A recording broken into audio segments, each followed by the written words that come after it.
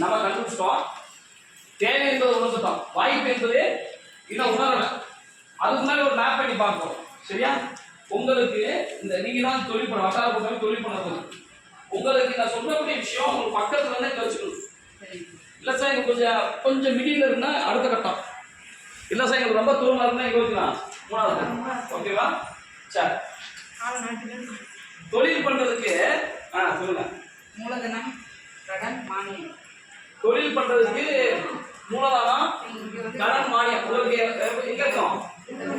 கிட்டத்துல இருக்கும். வச்சிருங்க.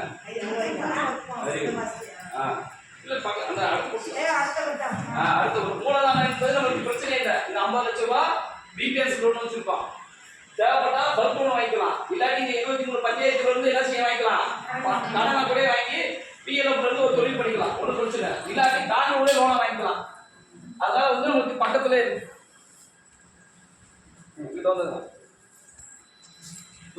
தொழில் பண்றதுக்கு உள்ளூர் வெளியூர் தேவைகள். உள்ளூர்ல நம்ம ஒரு தொழிலை பண்ண போறோம்.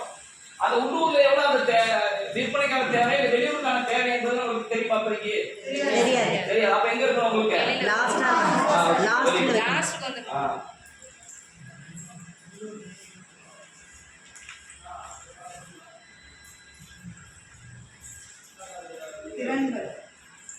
தொழில் பண்றதுக்கான திறன்கள் உங்களுக்கு எங்க பக்கமா இருக்கா?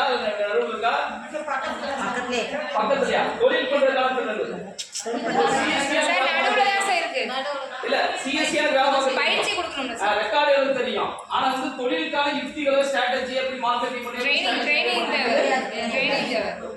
முற்றிலும் தெரியாது. நடுவுல ரெண்டாவது வட்டம். ரெண்டாவது கரெக்டு தான். தொழில் செய்வதற்கான பயிற்சி. சத்தமா படிங்கக்கா. பயிற்சி, தொழில் செய்வதற்கான பயிற்சி.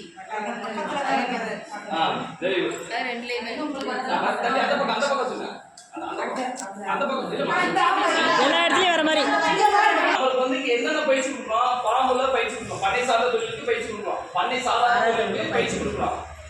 இது இல்லாம வந்து ஆர்செட் வந்து ட்ரைனிங் கொடுக்குறோம். அக்ரி டிபார்ட்மெண்ட் ட்ரைனிங் கொடுக்குறோம். அக்ரி மார்க்கெட்டிங்ல இருந்து ட்ரைனிங் கொடுக்குறோம். அப்ப எல்லா இடத்துல ட்ரைனிங் என்பது நிறைய இருக்கு. நம்ம வாழ்வாதார இயக்கத்துல 60% எதுக்காக செலவு பண்றோம்? ட்ரைனிங் மட்டும்தான். 40% தான் என்னது செயல்பாடு. வாழ்வாதார நடவடிக்கை வந்து 40% தான். 60% ட்ரைனிங் தான் நடத்திடுவோம். ஸோ அப்போ பயிற்சி என்பது நமக்கு ரொம்ப ரொம்ப முக்கியமான பக்கத்துல தான் இருக்கு. Very good.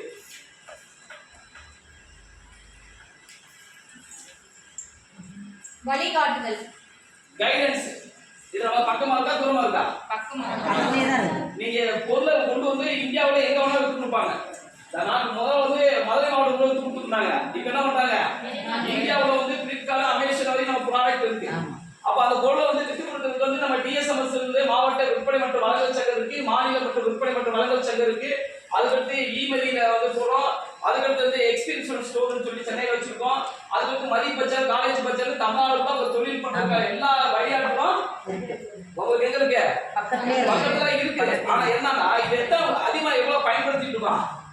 பயன்படுத்தலாம். அப்ப இருந்தும் என்ன செய்யல? பயன்படுத்த வைக்க மிடில் வைக்க கொஞ்சம் 50% நடுவுல 2 கோட் நடுவுல 2 கோட்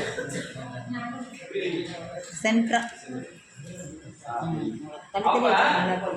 என்னது பாதி இருக்கு பாதி இல்ல இருக்கு. ஆனா பயன்படுத்த இருக்கு. தொழில் பண்றதுக்கான எல்லாமே இருக்கு. ஆனா எல்லாம் குரூப்லாம் நம்ம பண்ணல. சரியா? அப்ப நம்ம என்னது வாழ்வாதாரத்துக்கான எல்லா எதுவுமே கொடுக்குறாங்க. ஆனா நிறைய சில பயன்படுத்தாம இருக்கோம். படிங்கம்மா. இடவசதி. தொழில் பண்றதுக்கான இடவசதி. தொழில் பண்றதுக்கான இடவசதி சென்ட்ரா தான் வைக்கணும். தொழில் நம்ம தொழிலுக்கான இப்ப நம்ம பிபிஎஸ் கட்டணம் இருக்கு. எல்லாமே கட்டணமா இருக்கு. அந்த கட்டணத்தை யூஸ் பண்றது இல்ல, தரதே இல்ல. இப்ப நீங்க வரலாட்டி இந்த கட்டணம் என்ன இருக்கும்? சும்மா தான் இருக்கு. அவங்க டிஎன்பிசி அந்த ரூமோட வேலை முடிஞ்சு. ஆமா. அந்த ஜிஆர்சி வந்தாதே வேலை இல்லாட்டி சும்மா தான் கிடக்கும். அப்ப கட்டணம் என்பது நமக்கு ஏழைக்கு அதிகமாக இருக்கு. அதான் என்ன செய்யல பயன்படுத்துறது.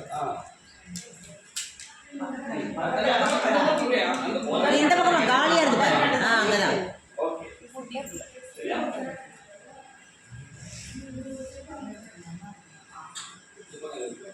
இங்கெல்லாம் கேப்பெல்லாம் வாங்கி காலியாக தொழில் செய்வதற்கு தொழில்நுட்பம். டெக்னாலஜி ஓரியன்டான விஷயம். எனக்கு தொழில் பண்ண தெரியும், பொருளை உற்பத்தி பண்ண தெரியும், ஆனா டெக்னாலஜி ஆன்லைன்ல ஷாப்பிங் பண்ண தெரியும், ஆன்லைன்ல மார்க்கெட்டிங் பண்றது தெரியும் தெரியல. நமக்கு என்ன நம்ம பொறுத்தவரை லாஸ்ட்ல வைக்கணும். எல்லாம் ஏஜென்ட் மூலமா ஏஜென்ட் மூலமா தான் பண்ணா நம்ம டைரக்டா நம்ம போய் என்ன செய்யலாம் பண்றோம்ல.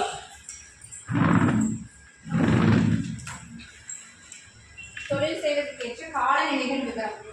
இப்ப என்ன சீசன்ல என்ன தொழில் பண்ணலாம் இன்னொரு படிக்க சார். காலநிலை விவரம். காலநிலைகள் விவரம். அப்ப எந்த எந்த சீசன் இந்த கமல் படம் இல்லையா உப்பு தெரியும் சரியா? மாம்பழத்தை வாங்கி விற்கிறேன் எந்தெந்த தொழில் பண்ணலாம்னு எல்லாருக்குமே தெரியும். கிராமங்களுக்கு எல்லாத்துக்கும் சரி சரி பக்கத்துல வச்சுக்கோங்க.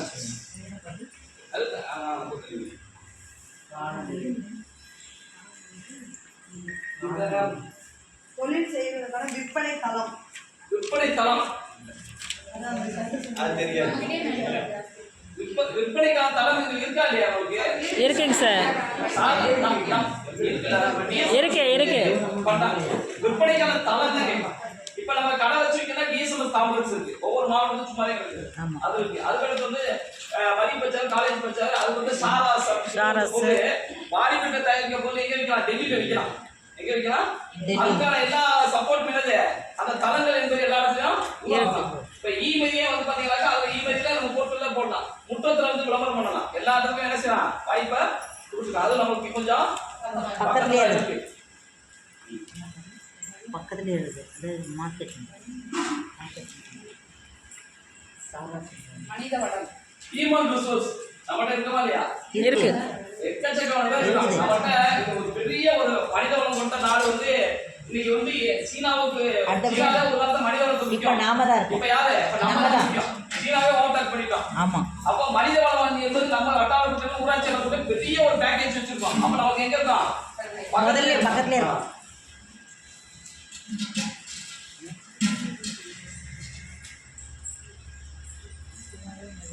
தொழில் செய்வதற்கு ஏற்ற போக்குவரத்து. போக்குவரத்து வசதி டிரான்ஸ்போர்ட் வந்து நம்மளுக்கு இருக்கா அப்படின்னு கேட்கலாம்.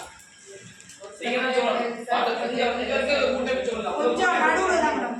சென்டர் தான். நடுவுல தான். நடுவுல தான். ஒரு சில பஞ்சாயத்துக்கு ஒரு சில அதான் நடுவுல தான் இருக்கு. ரொம்ப படிங்கம்மா. மூலப்பொருட்கள். நீங்க தொழில் பண்ணுறதுக்கான ரா மெட்டீரியல் உங்க ஊர்லயே உங்க பஞ்சாயத்துல கிடைக்குமா? கிடைக்காது. அப்ப எங்க இருக்கா? கொஞ்சம் எங்க வைக்கிறீங்க? எங்கம்மா வைப்பீங்க நீங்க? அம்மா நீங்க சொல்லுங்க. வாடிப்பட்டியை சொன்னாங்க. வாடிப்பட்டி சொல்லுங்க. கிட்டக்க இருக்குதா? இல்ல தண்ணி இருக்குதா? இல்ல ரொம்ப தண்ணி இருக்குதா? எதுல வைக்கலாம்? தேர்ட்ல வைக்கணுமா?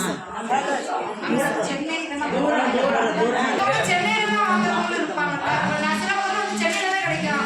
இது அதுதான் அதுக்காக மூணாவது நீங்க வச்சீங்களா? Very good. அதுதான் மூணாவது காலத்துல வரும். எனக்கு மதுரை பக்கம் தான். மதுரையில சென்னையில வாங்க தூரம், மதுரையில கிடைக்கும் போது நம்ம இப்ப சில இடத்துல இப்ப நடந்தா அதுக்கு ஒரு ஏரியால போவேன். அப்படி சில ப்ராப்பர்ட்டி வெளியில வாங்கும்போது அது நம்ம அதுல வைப்பேன். மேக்ஸிமம் வாங்குறது நடுவுல தான். ஆமா. Okay great. அவ்வளவுதான். சரியா? இப்ப பாருங்க நமக்கு நிறைய சில விஷயம் இருக்குது. ஒரு சில விஷயங்களை பாதி பயன்படுத்தாம இருக்கோம். ஒரு சில விஷயம் மட்டும் தூரமான விஷயம் சொல்லி மூணாவது கோட்டில் என்ன இருக்கு? உள்ளூர்ல எவ்வளவு தேவைப்படுது, வெளியூர்ல எவ்வளவு தேவைப்படுதுன்னு தெரியல. அதான் பிரச்சனை. ஓகேவா? அதுக்கடுத்து நவீன டெக்னாலஜி தெரியல. இப்ப எங்க அமேசான் பிளிப்கார்ட்ல எத்தனை பேர் பொருள் வாங்குறீங்க? வாங்குறீங்க. திடீர்னு ஒரு இடத்துல வந்து பொருள் வந்து உடனே ஆஃபர் போடுறாங்க. எப்படி ஆஃபர் போடுறாங்க? ஸ்டாக் அதிகம். அது மாசம் 2 மாசம் ஆஃபர் வந்துருக்கும், 15 நாளைக்கு வந்து ஆஃபர் வந்துருக்கும். அது நம்ம ஊர்ல நான் என்ன அமேசான் அவன் எங்க இருக்கான்? அமேசான் வந்து அமெரிக்காவில் இருக்கான். அங்க வந்து எப்படி ஆஃபரை டெவலப் பண்றான்னு கேட்கு.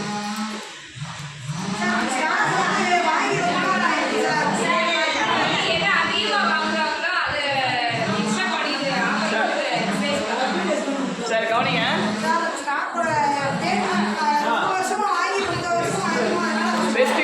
ஃபெஸ்டிவலை கால்குலேட் பண்றான்.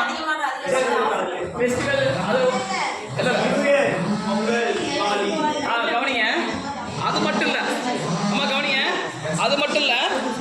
நம்ம ஏடிஎம்ல பணம் எடுக்கிறோம்ல, நம்ம கவனிங்க, ஏடிஎம்ல பணம் எடுக்கிறது யாருக்கும் தெரியும். பேங்க் மூலம் மெசேஜ் நம்ம சர்வர் மெசேஜ் ஒரு ஏடிஎம்ல பணம் எடுக்கிறது வந்து யாருக்கு தெரியும்? பேங்க்கு தெரியுமா இல்ல வேற யாருக்கு தெரியுமா? நம்ம எடுக்கிறது யாருக்கு தெரியும் கேக்குறேன்.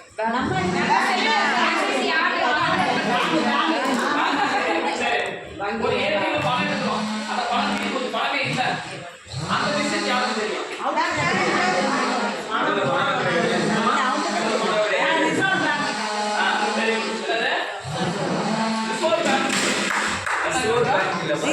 Bank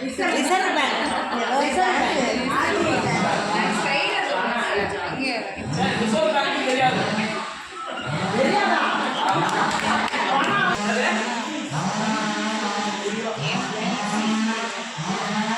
NPCA National Payment Corporation of India. NPCA National Payment Corporation of India அமைப்பு இருக்கு. Reserve Bank of India, National Payment Corporation of India. சரியா? இந்த அமைப்புக்கு தான் தெரியும் இந்த ஏடிஎம்ல பணம் இல்ல, இந்தியாவுல இருக்க ஏடிஎம்ல பணம் இல்ல யாருக்கு தெரியும்? NPCA தான். NPCA தான் ஃபர்ஸ்ட் தெரியும். NPCA தான் யாருக்கு கொடுப்பா? யாருக்கு கொடுப்பா? இன்னைக்கு பணம் எவ்வளவு எடுத்துக்கான்னு வச்சு யாருக்கு தெரியும்? எவ்வளவு லோன் போய் வச்சு யாருக்கு தெரியும்? NPCA பேமெண்ட் ஆயிரத்துக்கு வந்து எல்லாமே அவருக்கு தெரியும். NPCA.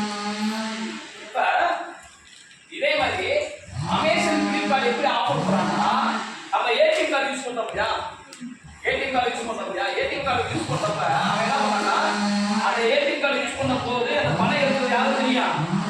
ரிசர்வ் பேங்க் இது வந்து யாருக்கு தெரியும்னா, நம்ம ருபே கார்டு இல்லையா, ருபே என்னது? Rupees and payments. Rupees and பேமெண்ட்னா இந்தியா கார்டு. ருபே கார்டுல அடிச்சா எவ்வளவு தெரியும்?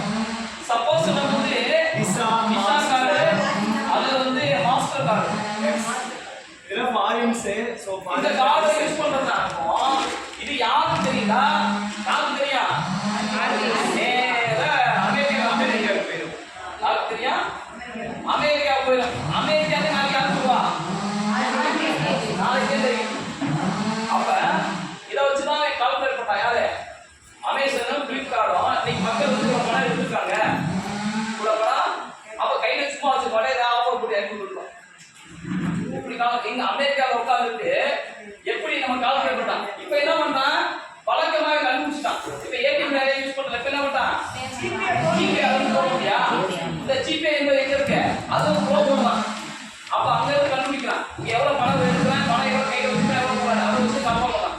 ஸோ இது மாதிரி நம்ம டெக்னாலஜி சொல்ல தொழில்நுட்பம் தெரியல. ஸோ இது தெரிஞ்சா நம்ம பிசினஸ் என்ன செய்யலாம், பெரிய லெவலில் என்ன செய்யலாம், டெவலப் பண்ணலாம். ஸோ அது வந்து என்னது, உள்ளூர்ல எவ்வளவு தேவைப்படுது, வெளியூர்ல எவ்வளவு தேவைப்படுது, டிமாண்ட் இருக்கிறது உங்களுக்கு தெரியாத ஒரு விஷயம். அதுக்கு கடைசி அங்கே வச்சுருக்கீங்க